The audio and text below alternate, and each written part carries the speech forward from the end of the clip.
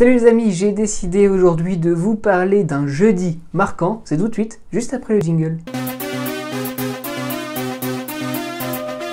On parle ici de la plus grande crise économique que l'on ait vue au XXe siècle, une crise née à Wall Street aux États-Unis qui s'est par la suite répandue dans le monde entier, ou presque. De l'autre côté de l'Atlantique, les années 20 sont celles de la croissance, la spéculation boursière bat son plein.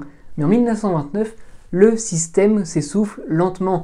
Baisse de la consommation, baisse du prix des récoltes, le monde rural c'est alors un tiers de la population active et hausse des emprunts chez les salariés. Et arrive le jeudi 24 octobre 1929, le jeudi noir. Voyant la pente se dessiner, des actionnaires ont décidé de mettre en vente leurs actions.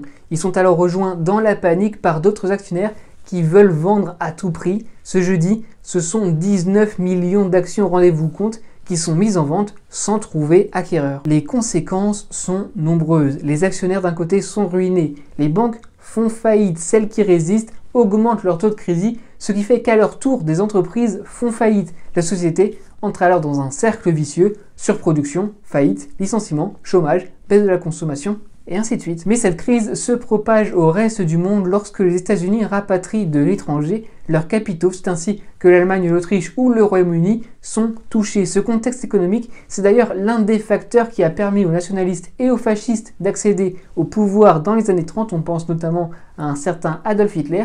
L'URSS, quant à elle, restée hermétique aux échanges mondiaux, se préserve de cette façon de cette crise mondiale. Et cette crise de 29 marque le début de la Grande Dépression au nom explicite qui court jusqu'à la Seconde Guerre mondiale, une crise donc sociale, économique et bancaire qui va fragiliser tous les pays. Aux États-Unis, c'est la politique interventionniste du New Deal qui va être appliquée par Franklin Roosevelt.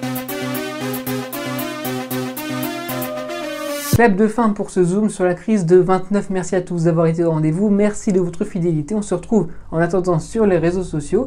Et n'oubliez pas, soyez heureux, restez curieux.